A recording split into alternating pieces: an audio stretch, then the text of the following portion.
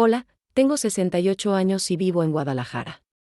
Durante 6 meses, viví el que creí era el amor de mi vida después de quedar viuda. Me casé con un hombre encantador que conocí en el mercado, pero descubrí la verdad más devastadora: todo era mentira. Tenía otra familia, documentos falsos, y me estafó todo lo que tenía. Perdí mi casa, mi dinero, hasta mi dignidad. Hoy estoy aquí porque sé que hay otras mujeres mayores como yo que pueden estar siendo engañadas por hombres sin escrúpulos. Si mi dolorosa experiencia puede salvar a una sola abuela de pasar por lo mismo, habrá valido la pena compartirla. Si mi historia te toca el corazón, déjame tu comentario, dale like y suscríbete. Necesito saber que no estoy sola en esta lucha. Me llamo María Elena Contreras, tengo 68 años, y vivo en Guadalajara, Jalisco. Antes de comenzar a contarles mi historia, quiero que sepan que durante mucho tiempo guardé este secreto como si fuera una herida que no cicatriza. Pero llegó el momento de liberarme, de compartir con ustedes la verdad más dolorosa y transformadora de mi vida. ¿Alguna vez han sentido que el destino les juega una broma cruel justo cuando creían que la felicidad había llegado para quedarse? Eso fue exactamente lo que me pasó hace 2 años, cuando pensé que había encontrado el amor de mi vejez, solo para descubrir que me había casado con un monstruo disfrazado de príncipe. Después de 5 años de viudez, después de dedicar toda mi vida a cuidar a mis hijos y nietos, creí que merecía una segunda oportunidad en el amor. Mi esposo Roberto había sido un hombre bueno, trabajador, que me dejó recuerdos hermosos, pero también un vacío enorme cuando murió de un infarto mientras trabajaba en su taller de carpintería. Los primeros años sin él fueron como caminar en la oscuridad. La casa se sentía demasiado grande, demasiado silenciosa. El aroma de su café matutino ya no llenaba la cocina, y las noches se volvieron eternas. Mis hijas, Carmen y Rosa, trataban de convencerme de que me fuera a vivir con una de ellas, pero yo soy una mujer independiente. Siempre lo he sido. Guadalajara es mi tierra, mi corazón. Aquí nacieron mis hijos, aquí construí mi vida junto a Roberto. Los sonidos de los vendedores ambulantes por las mañanas, el campanario de la catedral marcando las horas, el bullicio del mercado de San Juan de Dios donde he comprado mis verduras durante más de 40 años. Todo esto forma parte de mi alma. Pero la soledad, la soledad puede ser más pesada que las piedras del Hospicio Cabañas. Por las tardes, cuando el sol se metía detrás de los edificios del centro histórico, me sentaba en el portal de mi casa con una taza de té de manzanilla, viendo pasar la gente y preguntándome si así sería el resto de mi vida.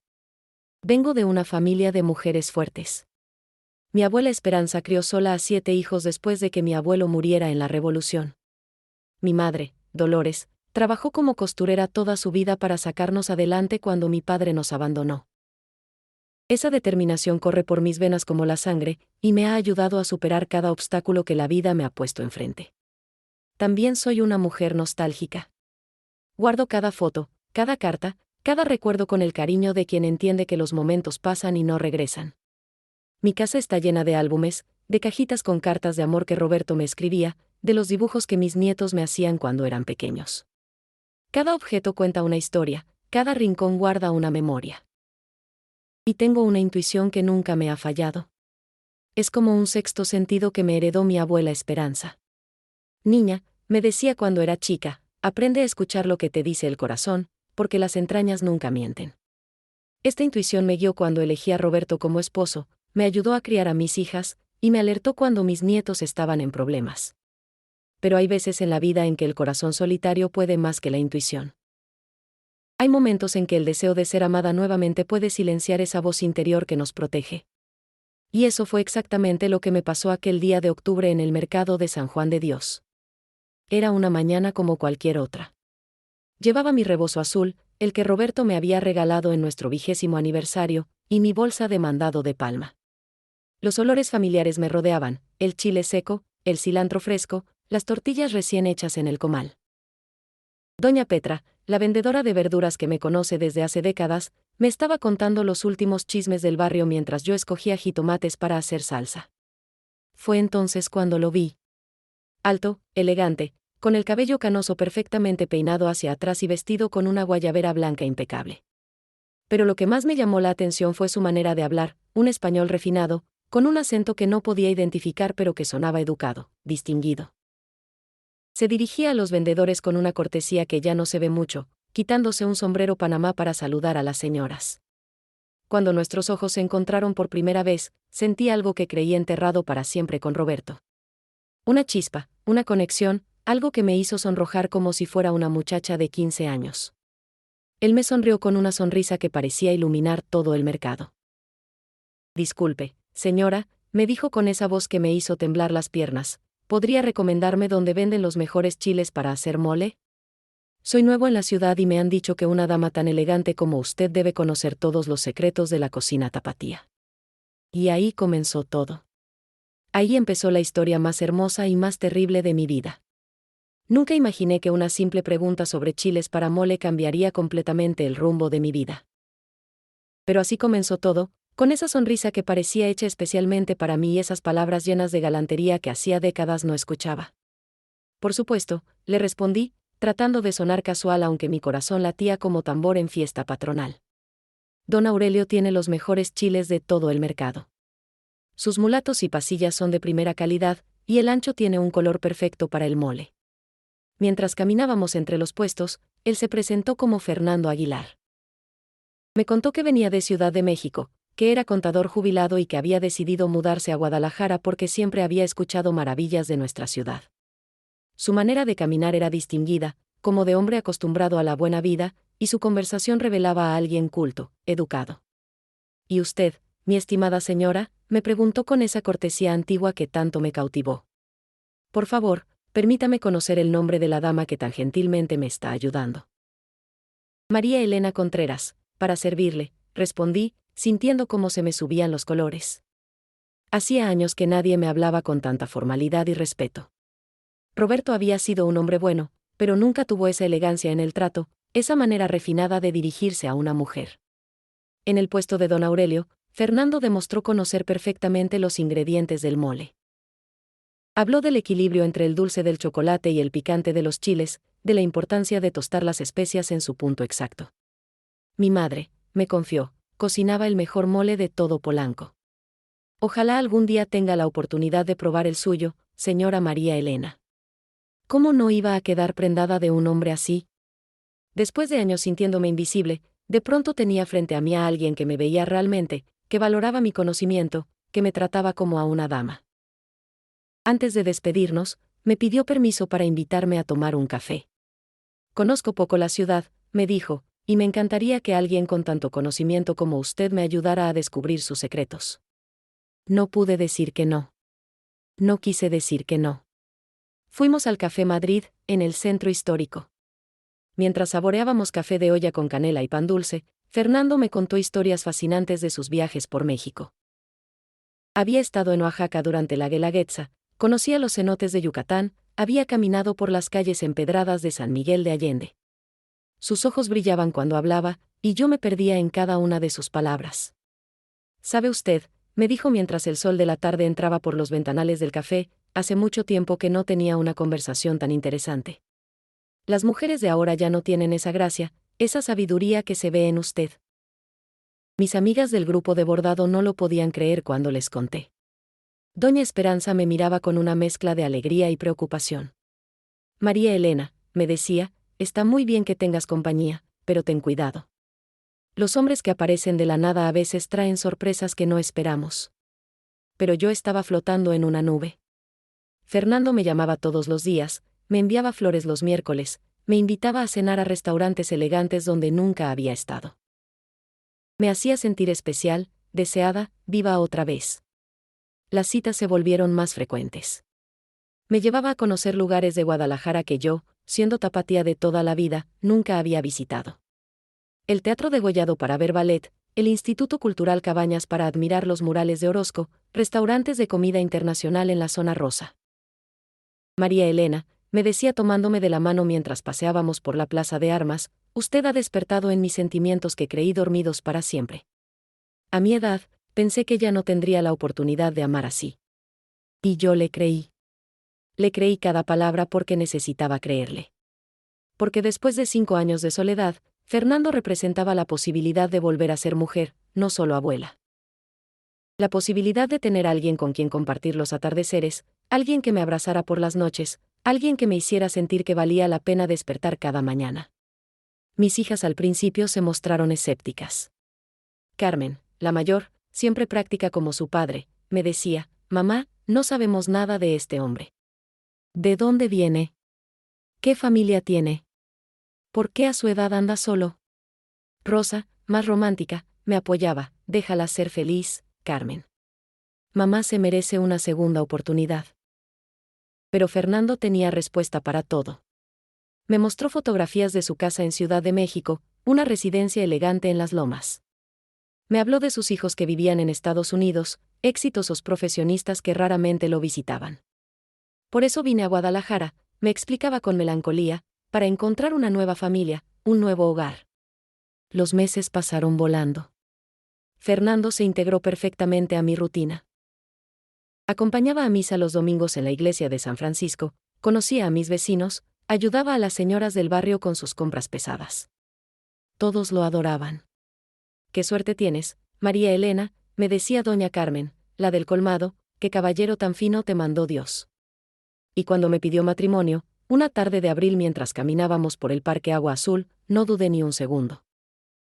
Se arrodilló frente a la fuente, sacó un anillo sencillo pero elegante, y me dijo las palabras que llevaba décadas sin escuchar: «María Elena, ¿me haría usted el honor de ser mi esposa?». Con lágrimas en los ojos, le dije que sí.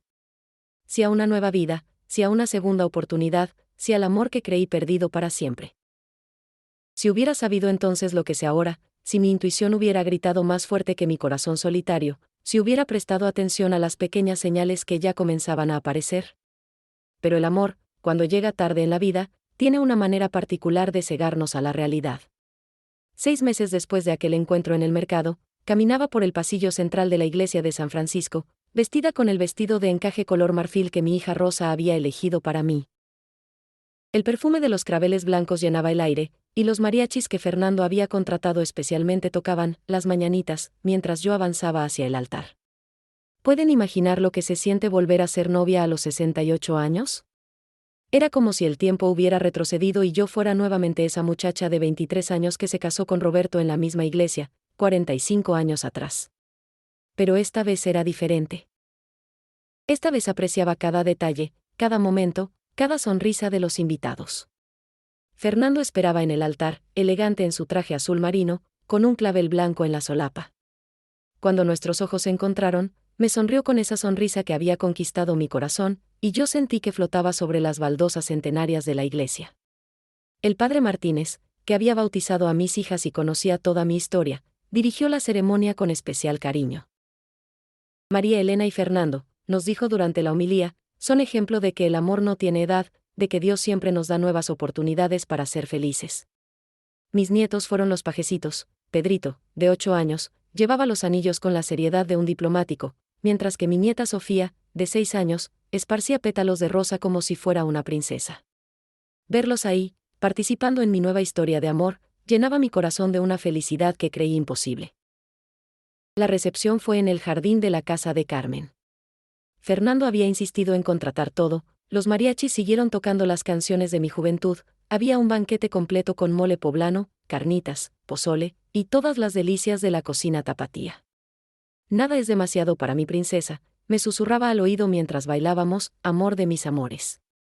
Mis amigas del grupo de bordado no cabían de gusto. Doña Esperanza, que había sido mi madrina de bodas, me decía entre lágrimas: mija, qué felicidad verte así. Te mereces toda la alegría del mundo. Hasta doña Luz, que siempre había sido la más seria del grupo, bailaba con uno de los mariachis. Los regalos fueron generosos. Fernando había preparado todo con tanto detalle que parecía que hubiera estado planeando esta boda durante años. Los centros de mesa tenían fotografías nuestras de los últimos meses, en el Teatro Degollado, en el Hospicio Cabañas, paseando por Tlaquepaque. Era como ver nuestra historia de amor contada en imágenes. Ahora sí vas a ser muy feliz, mamá, me dijo Rosa mientras me ayudaba a cambiarme el vestido de novia por el traje de viaje. Se ve que Fernando te adora. La manera como te mira, como te cuida, papá estaría contento de verte así. Y yo le creí. Le creí porque quería creerle, porque necesitaba creer que esta segunda oportunidad era real, que no era demasiado tarde para ser feliz otra vez. La luna de miel en San Antonio fue como un sueño. Fernando había reservado una suite en un hotel elegante cerca del Riverwalk. Durante 5 días, fuimos como dos jóvenes enamorados descubriendo el mundo juntos. Me llevó a conocer las misiones de San Antonio, declaradas Patrimonio de la Humanidad, donde yo me maravillé con la arquitectura colonial española que me recordaba tanto a las iglesias de Jalisco. Caminamos por el famoso Riverwalk, esa red de canales bordeados de restaurantes y cafés que le da tanta vida al centro de San Antonio. Por las noches, cenábamos en restaurantes con vista al río, escuchando música tejana y saboreando la fusión perfecta entre la cocina mexicana y la tejana. Mi amor, me decía Fernando mientras navegábamos en uno de esos barcos turísticos por el río, quiero que estos días sean inolvidables para ti. Quiero darte todo lo que mereces y más. En el mercado de San Antonio compramos recuerdos para mis nietos, sombreros charros miniatura, maracas de colores, dulces típicos mexicanos hechos en Texas. Fernando era generoso hasta el extremo, no me dejaba pagar nada, insistía en que era él quien debía consentirme. Una tarde, mientras tomábamos café con leche y pan dulce en un café del mercado, me confesó algo que me llevó al alma: María Elena, sabes que nunca pensé que volvería a enamorarme así. Mis primeros matrimonios fueron por conveniencia, por compromiso social.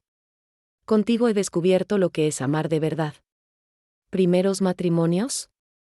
La palabra se me quedó grabada, pero en ese momento no le di importancia.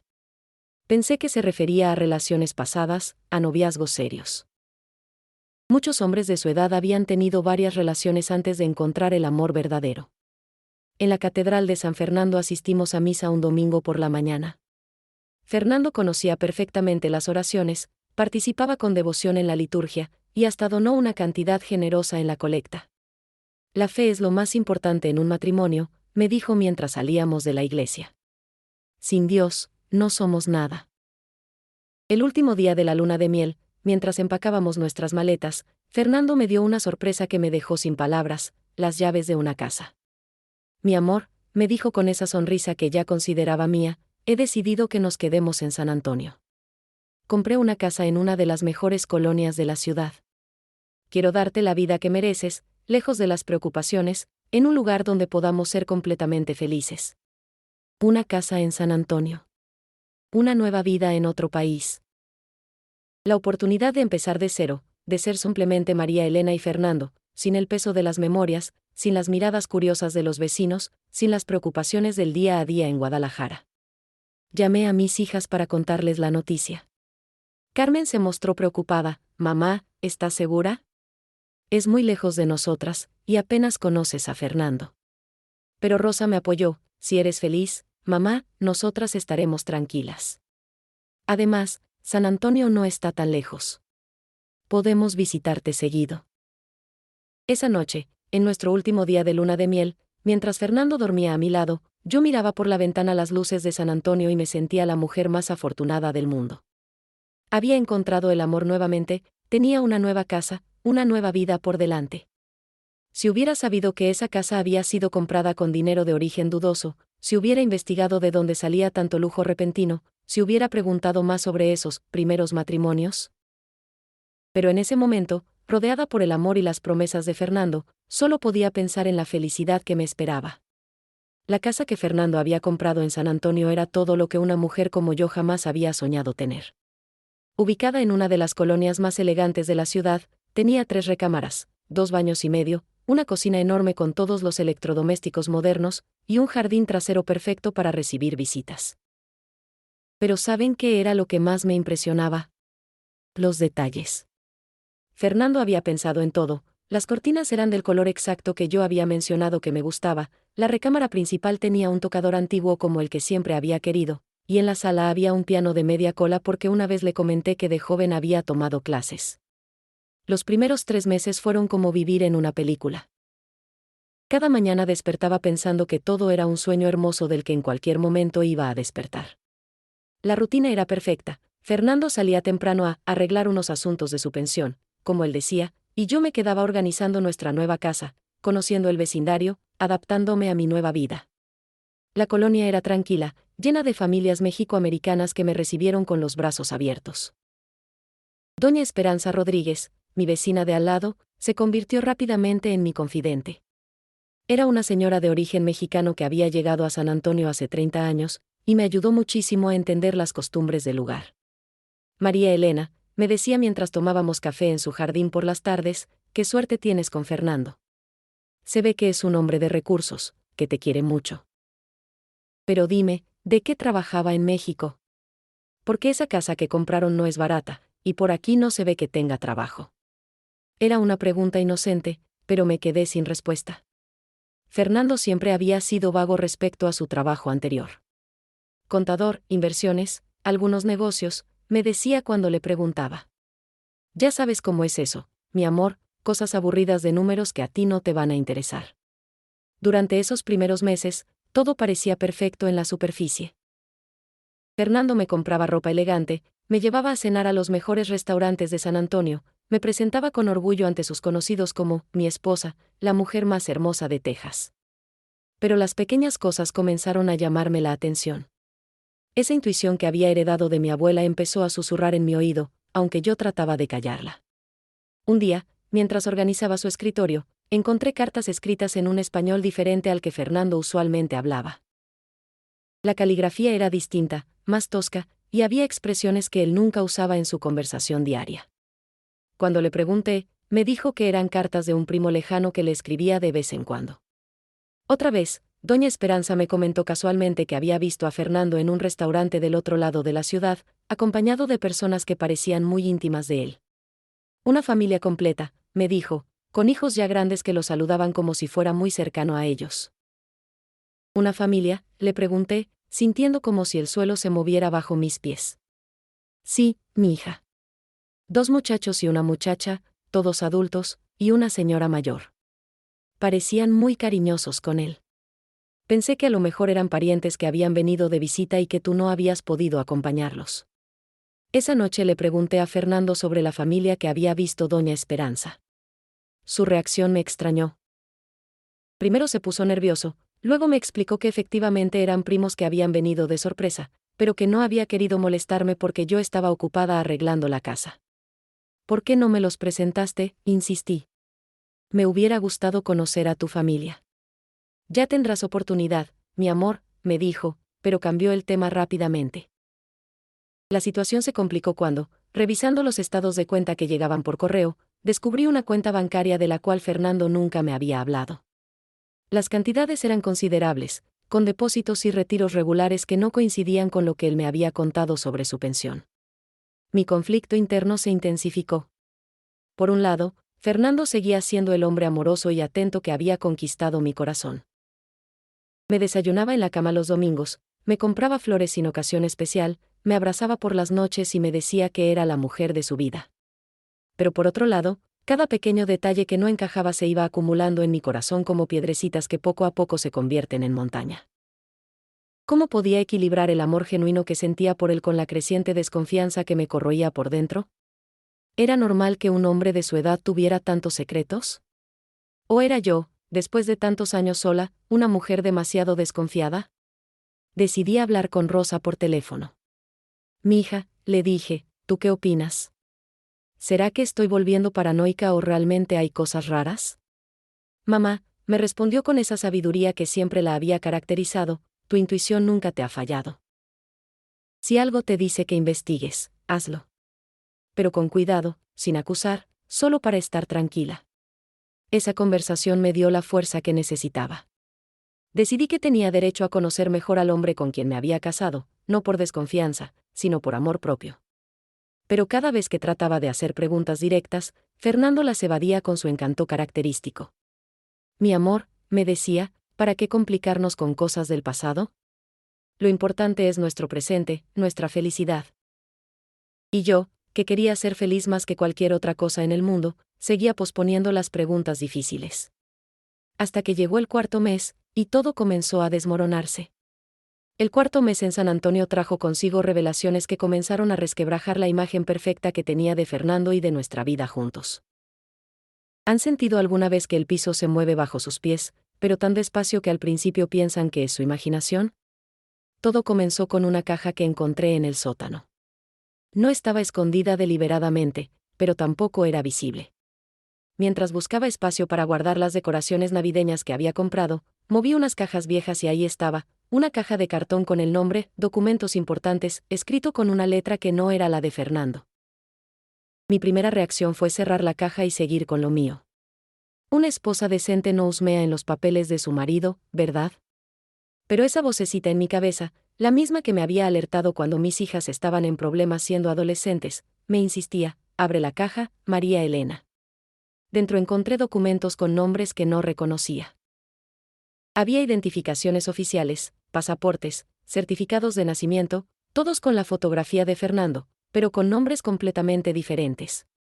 Ricardo Mendoza, Carlos Salinas, Eduardo Herrera. ¿Cómo podía una sola persona tener tantas identidades? Las manos me temblaban mientras revisaba cada documento. Algunos estaban en perfecto estado, como si fueran recientes, otros parecían más antiguos.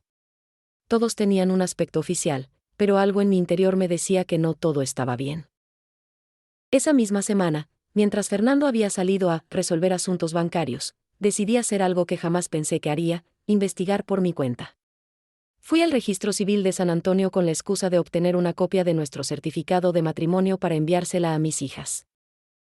La empleada, una señora mexicoamericana muy amable, revisó los registros y me dio una noticia que me dejó helada: señora, aquí no aparece ningún matrimonio registrado a nombre de Fernando Aguilar en las fechas que me indica. Pero eso es imposible, le dije, mostrándole nuestro certificado de matrimonio de Guadalajara. Nos casamos en México, pero pensé que también tendríamos que registrar el matrimonio aquí en Estados Unidos. Ah, claro, me explicó pacientemente, pero para que sea válido aquí, su esposo tendría que tener documentación migratoria en regla. ¿Tiene él residencia legal en Estados Unidos? Esa pregunta me cayó como un balde de agua fría. Nunca le había preguntado a Fernando sobre su estatus migratorio. Daba por hecho que, si había comprado una casa en San Antonio, tenía todos sus papeles en orden.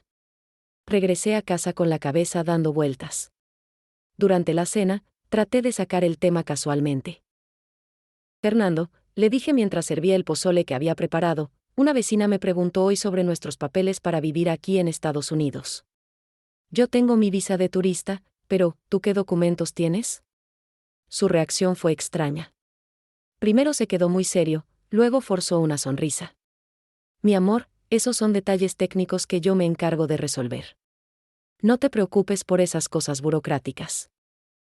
Pero Fernando, insistí, si vamos a vivir aquí permanentemente, necesitamos tener todo en regla, ¿no crees? Ya te dije que yo me encargo, respondió con un tono que nunca había usado conmigo. Hay cosas de hombres que las mujeres no necesitan entender. Esa noche no pude dormir. El Fernando que conocía nunca me había hablado así, nunca había sido condescendiente conmigo. Al contrario, siempre me había tratado como a una igual, había valorado mi opinión en todo. Al día siguiente, mientras él estaba fuera, llamé a mi hija Carmen. Mija, le dije, necesito que me ayudes con algo. ¿Podrías investigar discretamente sobre Fernando Aguilar en los registros de Ciudad de México? Quiero saber si realmente vivía donde decía que vivía. Carmen, que trabajaba en una oficina gubernamental en Guadalajara, tenía contactos que podían ayudarle con ese tipo de búsquedas. Mamá, me dijo, ¿está todo bien? Suenas preocupada. Solo quiero estar segura, mija. No es desconfianza, es prudencia. 3 días después, Carmen me llamó con noticias perturbadoras. Mamá, me dijo con voz seria, no encuentro ningún registro de Fernando Aguilar en la dirección que nos dio. Más aún, esa casa que decía que era suya fue vendida hace 2 años a una familia que nada tiene que ver con él. El mundo se me vino encima. ¿Estás segura, Carmen? Completamente. Mamá, creo que necesitas investigar más sobre el pasado de Fernando. Algo no está bien. Esa revelación me obligó a tomar una decisión difícil. Tenía 2 opciones: confrontar directamente a Fernando con mis sospechas, o seguir investigando hasta tener más información. Mi experiencia como madre me había enseñado que cuando algo huele mal, usualmente es porque está mal. Decidí seguir investigando, pero esta vez con ayuda profesional. Con las pocas economías que había traído de Guadalajara, contraté discretamente a un investigador privado recomendado por doña Esperanza. No es la primera vez que una esposa necesita saber la verdad sobre su marido, me dijo el detective, un hombre mayor de origen mexicano que inspiraba confianza. Le di todos los datos que tenía, los nombres en los documentos, las fechas, los lugares que Fernando había mencionado. Señora Contreras, me dijo el investigador, le voy a ser honesto. Por lo que me cuenta, esto suena a múltiples identidades. Puede ser por razones legales complicadas, o puede ser algo más serio. ¿Está usted preparada para cualquier tipo de respuesta? Señor Ramírez, le respondí con la determinación que había heredado de mis antepasadas. He vivido 68 años, he criado 2 hijas sola después de enviudar, he superado problemas que creyeron que me iban a quebrar. Estoy preparada para la verdad, sea cual sea. Y así comenzó la investigación más difícil de mi vida, la búsqueda de la verdad sobre el hombre que amaba, el hombre con quien compartía cama y comida, el hombre que cada noche me abrazaba y me decía que era su mundo entero. Los resultados de la investigación llegaron 3 semanas después, y fueron como recibir un diagnóstico médico que cambia tu vida para siempre. El detective Ramírez me citó en un café discreto del centro de San Antonio, lejos de mi barrio, donde nadie me conociera. Señora Contreras, me dijo con la seriedad de quien tiene que dar malas noticias, lo que voy a contarle va a ser muy difícil de procesar. ¿Está usted lista? Asentí con la cabeza, aunque por dentro temblaba como hoja en tempestad. El hombre con quien usted se casó no es Fernando Aguilar, comenzó, abriendo una carpeta llena de documentos. Fernando Aguilar murió hace 5 años en Ciudad de México. Su esposo actual está usando la identidad de un hombre fallecido. ¿Pueden imaginar lo que se siente cuando te dicen que el hombre que amas, el hombre que conoce cada rincón de tu cuerpo, el hombre que te hace reír cada día, es en realidad un completo desconocido? Su verdadero nombre es Alejandro Ruiz Morales, continuó el detective, mostrándome fotografías y documentos. Es originario de Honduras.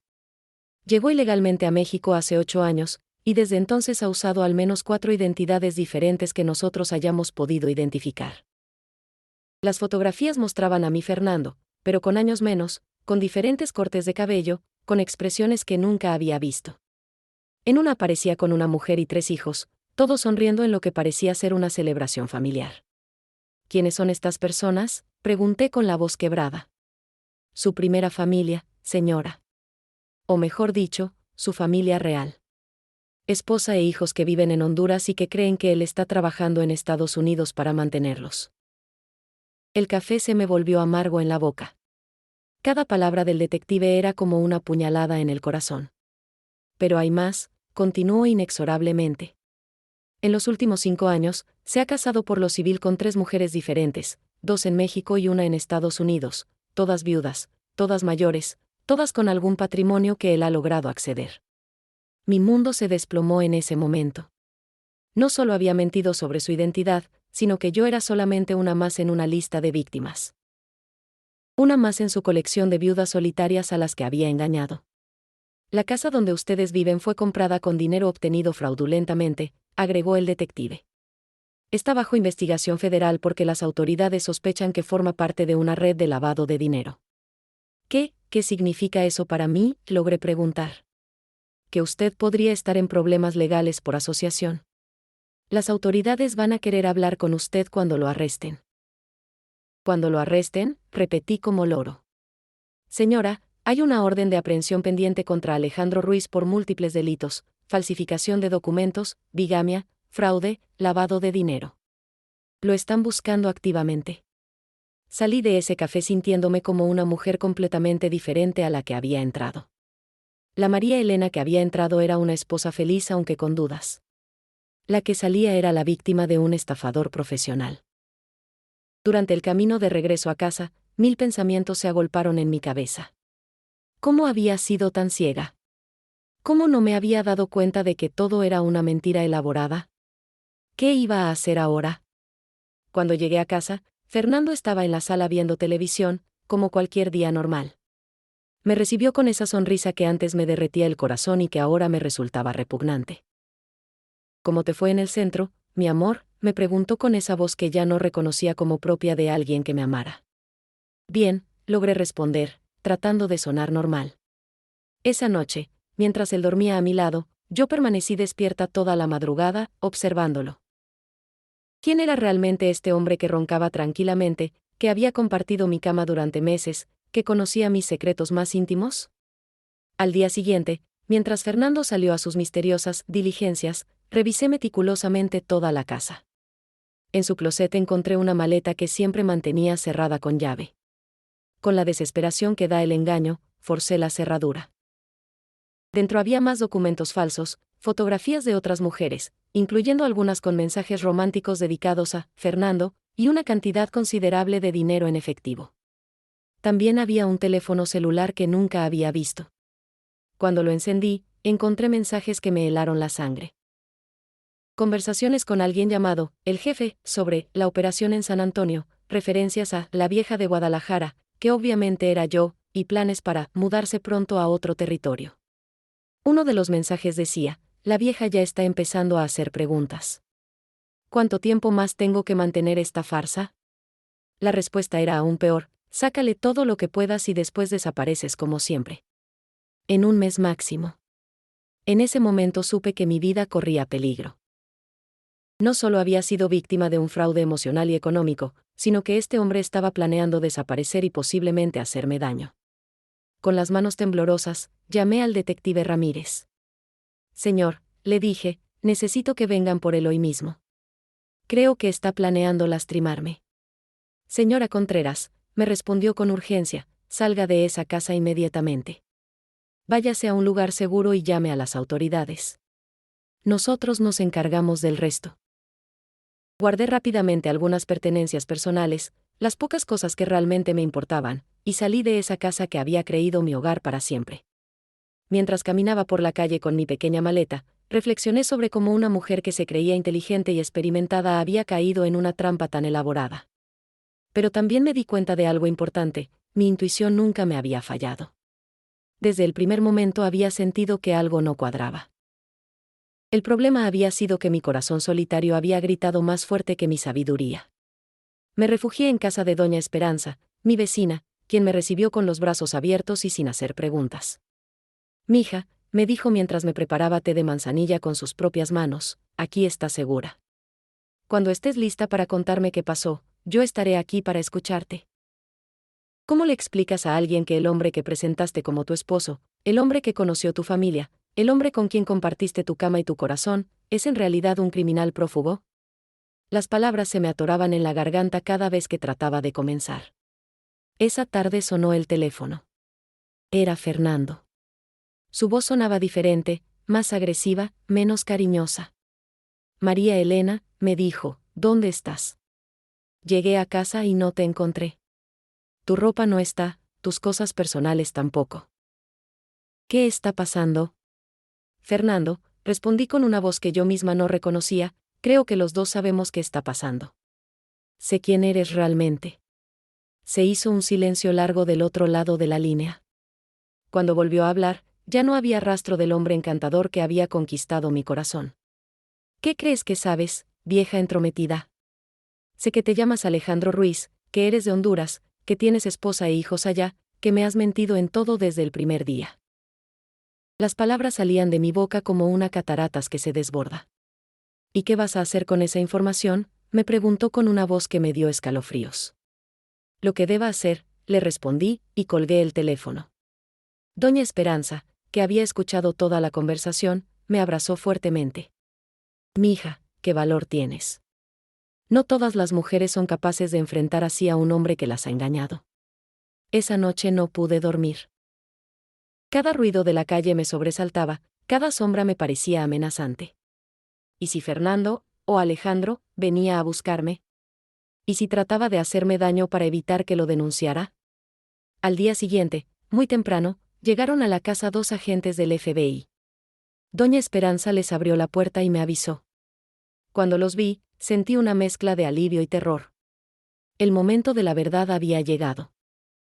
Señora Contreras, me dijo la agente López, una mujer mexicoamericana de unos 40 años, necesitamos hablar con usted sobre Alejandro Ruiz Morales, el hombre que conoce como Fernando Aguilar. Durante las siguientes 3 horas les conté todo. Desde aquel primer encuentro en el mercado de San Juan de Dios hasta mi escape de la casa el día anterior. Los agentes tomaban notas detalladas y me hacían preguntas específicas sobre fechas, lugares, personas que habíamos conocido juntos. Señora, me dijo el agente Thompson, usted ha sido víctima de un criminal muy sofisticado. Alejandro Ruiz tiene al menos 8 víctimas confirmadas en México y Estados Unidos. Todas mujeres mayores, viudas, con algún patrimonio que él logró manipular. ¿Qué va a pasar conmigo?, pregunté con el corazón en la garganta. ¿Voy a ir a la cárcel por haber estado casada con él? Usted es una víctima, no una criminal, me tranquilizó la agente López. Pero necesitamos su cooperación total para atraparlo. ¿Estaría dispuesta a ayudarnos? Sin dudar un segundo, les dije que sí. Este hombre había destrozado mi vida, había jugado con mis sentimientos, había convertido lo que creí era amor verdadero en una farsa cruel. No solo me lo había hecho a mí, sino a otras mujeres como yo, mujeres que solamente buscaban compañía y cariño en sus años dorados. Los agentes me explicaron el plan. Alejandro todavía no sabía que las autoridades lo habían localizado. Querían que lo contactara, que fingiera estar dispuesta a reconciliarse, para poder arrestarlo cuando se presentara en el lugar acordado. No va a ser fácil, me advirtió la agente López. Va a tener que actuar como si todavía lo amara, como si estuviera dispuesta a perdonarlo. ¿Se siente capaz de hacerlo? Agente, le respondí con toda la dignidad que me quedaba, he actuado durante 6 meses como si fuera la mujer más feliz del mundo mientras mi corazón me decía que algo estaba mal. Puedo actuar unas horas más si eso significa que este hombre no va a lastimar a ninguna otra mujer. Esa tarde, bajo supervisión del FBI, llamé a Alejandro. Cuando contestó, puse mi mejor voz de mujer arrepentida. Fernando, le dije, perdóname. Creo que reaccioné exageradamente. Estoy en un hotel del centro. ¿Podrías venir para que hablemos? Te extraño mucho. María Elena, me respondió, y pude escuchar el alivio en su voz, sabía que ibas a entrar en razón. Eres una mujer inteligente. Por supuesto que voy para allá. Vamos a arreglar este malentendido. Cuando colgué el teléfono, me eché a llorar. No de tristeza, sino de rabia. Rabia conmigo misma por haber sido tan ingenua, rabia con él por haber jugado tan cruelmente con mis sentimientos, rabia con el mundo por permitir que existieran hombres como él. Señora Contreras, me dijo la agente López, lo que está haciendo requiere mucho valor. Está ayudando no solo a hacer justicia, sino a proteger a futuras víctimas. 2 horas después, en el lobby del Hotel Majestic en el centro de San Antonio, vi llegar a Alejandro. Venía vestido elegantemente como siempre, con esa sonrisa encantadora que una vez me había enamorado y que ahora me resultaba repulsiva. Se acercó a mí como si nada hubiera pasado, como si no hubiera pasado los últimos días planeando desaparecer de mi vida para siempre. Mi amor, me dijo, tratando de abrazarme, sabía que íbamos a resolver este problema. Los matrimonios pasan por crisis, pero el amor verdadero siempre triunfa. En ese momento, cuando escuché la palabra amor salir de su boca mentirosa, supe que había tomado la decisión correcta. Los agentes del FBI aparecieron como si surgieran de la nada. Alejandro Ruiz Morales, gritó la agente López, queda usted arrestado por falsificación de documentos, bigamia, fraude y lavado de dinero. Su expresión cambió completamente.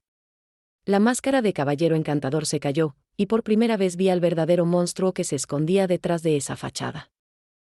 Mientras se lo llevaban esposado, me miró con un odio que me heló la sangre. Esto no se va a quedar así, vieja estúpida, me gritó. Te vas a arrepentir de esto. Pero yo ya no sentía miedo. Sentía, por primera vez en meses, que había recuperado mi dignidad. Los días siguientes al arresto fueron un torbellino de trámites legales, entrevistas con autoridades y el doloroso proceso de desenmarañar la red de mentiras en la que había estado viviendo. ¿Alguna vez han tenido que explicar a sus seres queridos que toda su vida reciente ha sido una mentira? Lo primero que hice fue llamar a mis hijas. La conversación con Carmen fue especialmente difícil. Mamá, me dijo con voz quebrada cuando le conté todo, ¿por qué no nos dijiste antes que tenías dudas? Nosotras te habríamos ayudado. Mija, le respondí, ¿cómo le dices a tus hijos que el hombre con quien te casaste, el hombre que presentaste en la familia, el hombre que conoció a sus nietos, es un criminal? No sabía cómo manejar la situación. Rosa reaccionó diferente. Estaba furiosa, no conmigo, sino con Alejandro. Mamá, ese desgraciado se aprovechó de tu soledad, de tu bondad, de tu necesidad de ser amada. Ojalá se pudra en la cárcel. El proceso legal fue complicado. Aunque yo era oficialmente una víctima, tuve que testificar en múltiples ocasiones sobre la relación, sobre los bienes que habíamos compartido, sobre las actividades sospechosas que había observado. La casa lujosa donde había vivido esos meses fue confiscada por las autoridades como parte de la investigación sobre lavado de dinero. Todo lo que había creído mío, todos los regalos que Alejandro me había dado, todas las cosas bonitas que habíamos comprado juntos, se esfumaron como humo. Me quedé literalmente con lo que llevaba puesto y los pocos objetos personales que había logrado sacar el día que huí de la casa. La agente López me explicó que era común en este tipo de casos. Señora Contreras, me dijo, sabemos que es injusto, pero todos esos bienes fueron adquiridos con dinero producto de actividades criminales. No pueden quedar en manos de las víctimas. Durante el proceso judicial, me enteré de detalles aún más perturbadores sobre el hombre con quien me había casado. Alejandro tenía un expediente criminal en Honduras por estafa y violencia doméstica. Había abandonado a su esposa e hijos no por razones económicas, como me había hecho creer, sino porque estaba huyendo de cargos criminales en su país. Las otras víctimas también testificaron. Conocí a Esperanza, una viuda de Monterrey que había perdido la casa que había heredado de sus padres, a Carmen, una señora de El Paso que había vaciado sus ahorros de toda la vida para invertir con él, y a Linda, una mexicoamericana de Houston que había hipotecado su negocio para financiar uno de los proyectos fantasma de Alejandro. Escuchar sus historias fue como verme en un espejo. Todas habíamos caído en la misma trampa, éramos mujeres maduras, solas, con cierta estabilidad económica y una necesidad profunda de compañía. Alejandro había identificado perfectamente nuestras vulnerabilidades y las había explotado sin piedad. ¿Saben qué es lo que más me duele?, le dije a las otras víctimas durante una de las pausas del juicio, no es el dinero que perdí, ni siquiera la humillación. Es que realmente creí que me amaba. Por primera vez en años, me sentí deseada, valorada, especial. Y todo era mentira. Esperanza, la señora de Monterrey, me tomó de la mano. María Elena, el amor que tú sentiste era real. El problema no fuiste tú, fue él. Nosotras fuimos auténticas en nuestros sentimientos. Él fue el que mintió. El juicio duró 3 meses. Durante todo ese tiempo, me quedé en un pequeño apartamento que me ayudó a conseguir una organización de apoyo a víctimas de fraude. Doña Esperanza, mi vecina de San Antonio, fue mi ángel guardián, visitándome todos los días, llevándome comida casera y dándome el apoyo emocional que tanto necesitaba. Cuando finalmente llegó el veredicto, Alejandro Ruiz fue condenado a 15 años de prisión federal por múltiples delitos. Además, fue sentenciado a pagar restitución a todas sus víctimas, aunque los abogados nos advirtieron que era poco probable que recuperáramos nuestro dinero. El día que anunciaron la sentencia, todas las víctimas estábamos presentes en la corte. Cuando el juez leyó la condena, sentí una mezcla de alivio y tristeza. Alivio porque finalmente se había hecho justicia, tristeza porque el cierre de este capítulo también significaba aceptar definitivamente que los meses más felices que había vivido después de enviudar habían sido basados en una mentira. Después de la sentencia, los medios de comunicación locales cubrieron el caso. Mi historia salió en los periódicos y en las noticias de televisión.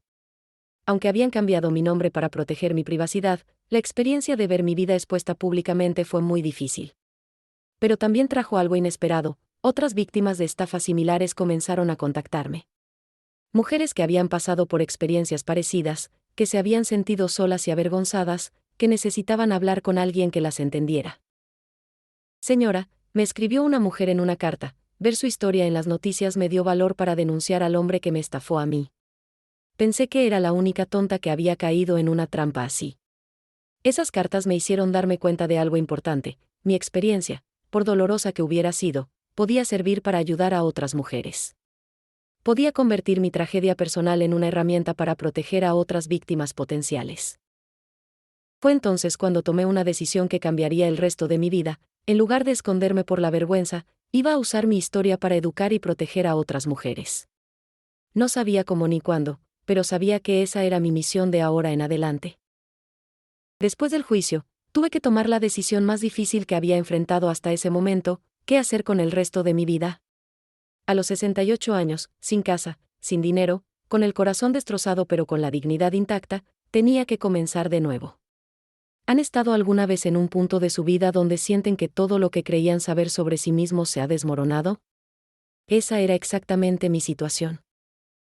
La María Elena que había llegado a San Antonio como una novia feliz ya no existía. La mujer que estaba ahí, sentada en ese pequeño apartamento, Era alguien completamente diferente. La decisión la tomé una mañana, mientras tomaba café y miraba por la ventana hacia las calles de San Antonio que ya no se sentían como mi hogar. Doña Esperanza había venido a visitarme, como hacía todos los días desde el juicio. María Elena, me dijo con esa sabiduría que solo dan los años y las experiencias difíciles, ¿qué dice tu corazón que debes hacer? Mi corazón me dice que quiero regresar a casa, le respondí sin dudarlo. Quiero regresar a Guadalajara, a mi tierra, a mis raíces. Quiero estar cerca de mis hijas, de mis nietos, del mercado de San Juan de Dios donde todo comenzó. Entonces eso es lo que tienes que hacer, me dijo doña Esperanza.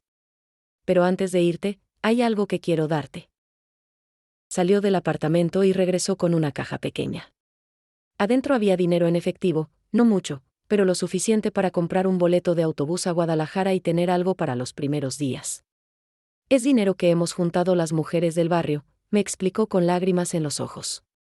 Todas hemos visto tu valor, tu dignidad, la manera como enfrentaste esta situación terrible. Queremos ayudarte a regresar a casa. No pude contener las lágrimas. En medio de tanta oscuridad, había encontrado ángeles humanos que me recordaban que el mundo todavía tenía bondad. El viaje de regreso a Guadalajara en autobús fue como un viaje espiritual. Cada kilómetro que me alejaba de San Antonio era un kilómetro que me acercaba a mi verdadera identidad. Mientras veía pasar el paisaje de Texas, luego de Nuevo León, luego de San Luis Potosí, sentía como si estuviera regresando no solo a mi ciudad, sino a mi alma. Cuando el autobús entró a la terminal de Guadalajara y vi los cerros que rodean mi ciudad, cuando olí esa mezcla única de tortillas, flores y smog que es el aroma de mi tierra, supe que había tomado la decisión correcta. Mis hijas me estaban esperando en la terminal.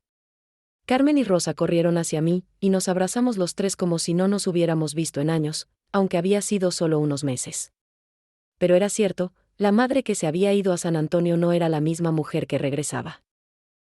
Mamá, me dijo Rosa mientras me abrazaba, qué bueno que estés aquí.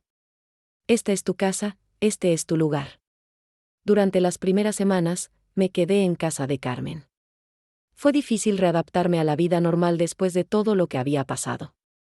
Había días en que no quería salir de la casa, días en que me sentía demasiado avergonzada para enfrentar a los vecinos, a las amigas del grupo de bordado, a la gente que había conocido a Fernando. Pero gradualmente, con el apoyo de mi familia, comencé a salir.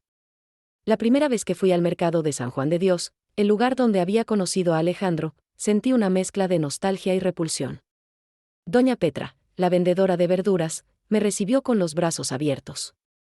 María Elena, me dijo, qué bueno verte por aquí. Nos contaron lo que pasó. No te preocupes, mija, aquí nadie te va a juzgar. Todas sabemos que fuiste víctima de un desgraciado. Poco a poco, fui reconectando con mi vida anterior. Las amigas del grupo de bordado me recibieron con cariño y comprensión. Doña Esperanza, mi amiga de toda la vida, me dijo algo que nunca voy a olvidar, María Elena, lo que te pasó no te define.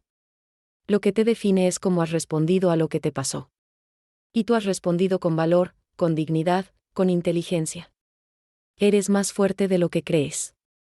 Fue durante esas reuniones de bordado que comencé a contar mi historia completa por primera vez. Al principio me daba pena, me sentía como si fuera a ser juzgada. Pero la reacción de mis amigas fue completamente diferente a lo que esperaba. María Elena, me dijo doña Luz, tu historia necesita ser contada. No para avergonzarte, sino para proteger a otras mujeres como nosotras. Tienes razón, agregó doña Carmen. ¿Cuántas de nosotras, a nuestra edad, si apareciera un hombre encantador, no caeríamos en la misma trampa? Fue entonces cuando se me ocurrió la idea que cambiaría todo, ¿y si usaba mi experiencia para educar a otras mujeres? ¿Y si convertía mi dolor en una herramienta para proteger a otras víctimas potenciales? Hablé con mis hijas sobre la idea. Carmen, siempre práctica, me ayudó a investigar sobre organizaciones que se dedicaban a prevenir fraudes contra personas mayores. Rosa, más creativa, sugirió que escribiera mi historia completa, que la documentara para que quedara como testimonio. Pero había algo más que necesitaba hacer antes de poder seguir adelante completamente, necesitaba regresar a mi propia casa, la casa que había compartido con Roberto, la casa donde había criado a mis hijas. La casa había estado cerrada durante casi un año. Cuando abrí la puerta y entré, fue como regresar al útero materno. Todo estaba exactamente como lo había dejado, las fotografías de Roberto y mío en la sala, los bordados que había hecho durante años colgados en las paredes, el olor familiar de mi hogar. Esa noche, sola en mi propia casa por primera vez en meses, me senté en el portal con una taza de té de manzanilla, como hacía antes de conocer a Fernando. Pero esta vez era diferente. Ya no me sentía sola, me sentía en paz. Había vuelto a casa, no solo físicamente, sino espiritualmente. 6 meses después de mi regreso a Guadalajara, decidí hacer algo que jamás pensé que tendría el valor de hacer: contar mi historia públicamente por primera vez. La ocasión fue una charla organizada por el Instituto Jalisciense de las Mujeres sobre prevención de fraudes contra personas mayores. ¿Pueden imaginar lo que se siente pararse frente a 100 mujeres desconocidas y confesar que fuiste víctima de un estafador? Las manos me temblaban cuando tomé el micrófono, pero cuando vi los rostros de esas mujeres, muchas de ellas de mi edad, muchas viudas como yo había sido, supe que estaba haciendo lo correcto. Buenos días, comencé con voz quebrada, me llamo María Elena Contreras, tengo 68 años, y quiero contarles cómo una mujer inteligente e independiente como yo cayó en la trampa de un estafador profesional. Durante la siguiente hora, conté toda mi historia. Desde aquel encuentro mágico en el mercado de San Juan de Dios hasta el momento en que vi arrestar a Alejandro Ruiz en el hotel de San Antonio. No omití ningún detalle doloroso, ninguna humillación, ninguna señal de alerta que había ignorado. Cuando terminé, el auditorio estaba en completo silencio. Luego, una a una, las mujeres comenzaron a hacer preguntas, a compartir sus propias experiencias, a reconocer que ellas también habían estado cerca de caer en trampas similares.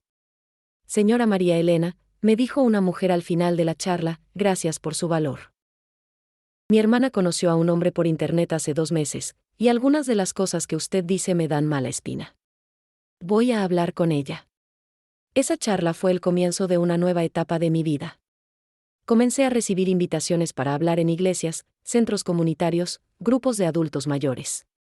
Mi historia se convirtió en una herramienta de prevención, y yo me convertí en una voz para las mujeres que habían pasado por experiencias similares. Con el apoyo de mis hijas, abrí un pequeño negocio en casa, un taller de bordados tradicionales jaliscienses. No era por necesidad económica, sino por sanación espiritual. Cada puntada que daba en esos manteles, en esas blusas típicas, en esos rebozos, era una puntada que me acercaba más a mis raíces, a mi verdadera identidad. Las clientas que venían al taller no solo compraban bordados, también venían a platicar. Mi casa se convirtió en un refugio para mujeres que necesitaban hablar, que necesitaban consejos, que necesitaban saber que no estaban solas en sus luchas. Doña María Elena, me decía una señora que venía regularmente, usted nos ha enseñado que las tragedias pueden convertirse en fortalezas, que los errores pueden convertirse en sabiduría. Un año después de mi regreso, recibí una carta que cambió mi perspectiva para siempre. Era de una mujer en Michoacán que había escuchado mi historia en la radio local. Estimada señora Contreras, decía la carta, quería agradecerle porque su testimonio me salvó de arruinar mi vida. Conocí a un hombre que me estaba cortejando exactamente como usted describe, y cuando escuché su historia, comencé a investigar. Resulta que era un estafador. Usted me salvó de perder mi casa y mis ahorros. Al leer esa carta, comprendí que todo lo que había vivido, todo el dolor, toda la humillación, toda la pérdida, había tenido un propósito.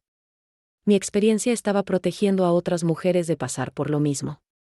Durante este tiempo, también recibí noticias sobre Alejandro. Su esposa real, la de Honduras, había comenzado procesos de divorcio y estaba tratando de obtener custodia completa de sus hijos. Las otras víctimas habíamos formado un grupo de apoyo que se reunía virtualmente cada mes para compartir nuestro proceso de sanación. María Elena, me dijo Esperanza, la señora de Monterrey, durante una de nuestras videollamadas, eres nuestra líder no oficial. Tu fuerza nos ha inspirado a todas a seguir adelante. En el segundo aniversario de mi regreso a Guadalajara, organicé una comida familiar en mi casa. Estaban mis hijas, mis nietos, mis amigas del bordado, doña Esperanza de San Antonio que había venido especialmente para la ocasión, y algunas de las mujeres que habían encontrado apoyo en mi taller. Mientras veía a toda esta gente reunida en mi casa, gente que me amaba por quien realmente era y no por una fantasía, me di cuenta de algo fundamental: había encontrado la felicidad verdadera. No la felicidad artificial que había sentido con Alejandro, basada en mentiras y manipulación, sino la felicidad auténtica que viene de conocerse a sí misma, de aceptar tanto las fortalezas como las vulnerabilidades, de encontrar propósito en el servicio a otros. Abuela, me dijo mi nieta Sofía, ahora de 8 años, ¿ya no estás triste por lo del señor malo? No, mi amor, le respondí abrazándola, ya no estoy triste. Estoy agradecida. ¿Agradecida por qué? Agradecida porque esa experiencia terrible me enseñó quién soy realmente, me mostró de qué estoy hecha, y me dio la oportunidad de ayudar a otras mujeres. Hoy, a los 70 años, cuando camino por el mercado de San Juan de Dios, el lugar donde comenzó esta historia, ya no siento dolor ni nostalgia. Siento orgullo. Orgullo por haber tenido el valor de amar nuevamente, orgullo por haber tenido la fuerza de enfrentar la verdad, orgullo por haber convertido mi herida en sabiduría. Mi historia no terminó con un nuevo amor romántico, como en las novelas. Terminó con algo mucho más valioso, amor propio, propósito de vida, y la certeza de que las mujeres fuertes no solo sobreviven a las tragedias, sino que las transforman en bendiciones para otros. Cada tarde, cuando el sol se mete detrás de los edificios del centro histórico, me siento en el portal de mi casa con mi té de manzanilla, pero ya no me pregunto si así será el resto de mi vida. Ahora sé que el resto de mi vida será exactamente como yo decida que sea. Y he decidido que sea una vida dedicada a proteger, educar y empoderar a otras mujeres como yo, mujeres que merecen amor verdadero, no las mentiras de los depredadores que se aprovechan de la soledad. Esa es mi venganza contra Alejandro Ruiz, convertir su crueldad en mi propósito, su maldad en mi misión. Y cada mujer que salvo de una trampa similar es mi victoria personal.